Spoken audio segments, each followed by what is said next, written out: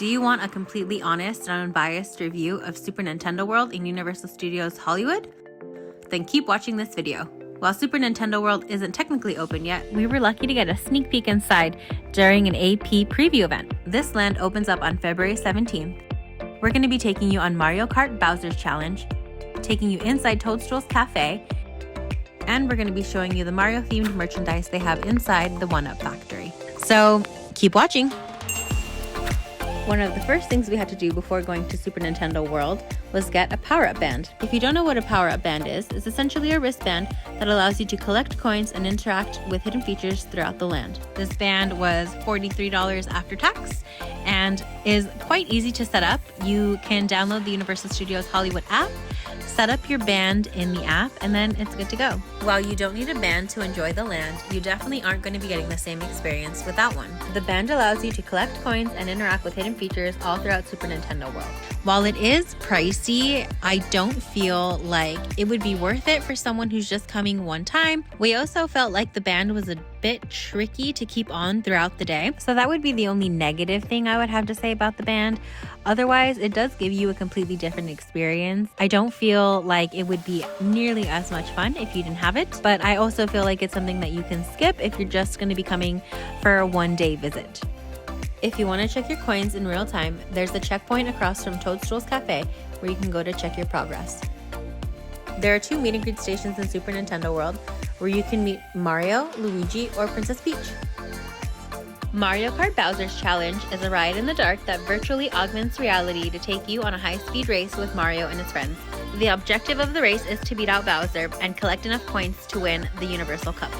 This ride does require you to wear a headset and attach a front visor to your headset once it's seated on the ride. This allows you to virtually see Mario and his friends as well as Bowser and his friends during the ride. This is also how you'll collect your points. Mario Kart Bowser's Challenge was actually surprisingly fun. You don't need to be a Mario fan to enjoy this ride. This is not a 3D ride. It is a visually augmented ride.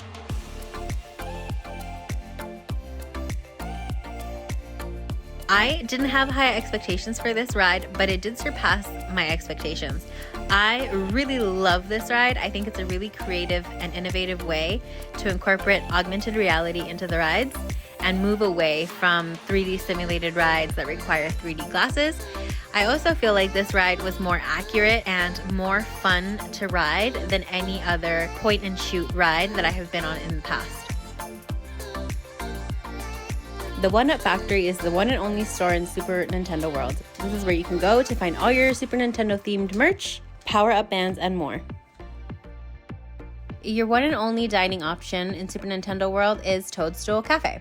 We did wait about 2 hours to get a seat inside as seating is assigned to you. For lunch today, we ordered the Mario burger, which was decent. It was not dry. The fries were delicious. Our food came out warm, so I was appreciative of that. I'd give this burger probably about a 7 out of 10. We got a power-up spaghetti marinara kids meal. That I would give a 3 out of 10. The spaghetti tasted like any other spaghetti you could make at home. With the Toadstool cheesy garlic knot was disappointing. I'm glad that we didn't order that as an appetizer. They were very dry, didn't have a lot of flavor. The best thing on that plate was definitely the gold coin cookie.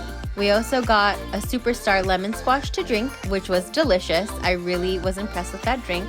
It's not overly sweet, the popping bobas are super fun, and there's little stars inside. I would definitely recommend that. I think the price point is a bit high, but it's a novelty drink and it was not a disappointment. For dessert, we got the Mount Beanpole cake. For me, I thought the cake was a bit dense and hard. David liked it. He gave it 2 thumbs up. I wasn't a fan. Our overall thoughts on Super Nintendo World are that it's small, but packs a good punch. You don't get as much enjoyment throughout the land without a power-up band, as most of the land is interactive and is catered to those who have the power-up band. The land is also quite small. For our preview event, we were packed in here. The lines were a little bit confusing to find, and you did have to wait a long time to get into the ride, the store, the restaurant, and to meet the characters. The highlight of the land is definitely the ride. It's definitely worth taking some time out of your day to wait in line and enjoy it. But overall, Super Nintendo World is cute, fun, and worth a visit. There's a lot of fun Easter eggs if you're a Super Nintendo fan, but you don't have to be to enjoy the land. Let us know in the comments below if you're gonna come to Super Nintendo World or if this is a pass for you. We'd want to know. If you've made it this far in this video, please consider giving us a subscribe, like, or leaving us a comment. Thanks for getting the details with us, and we'll see you in the next one.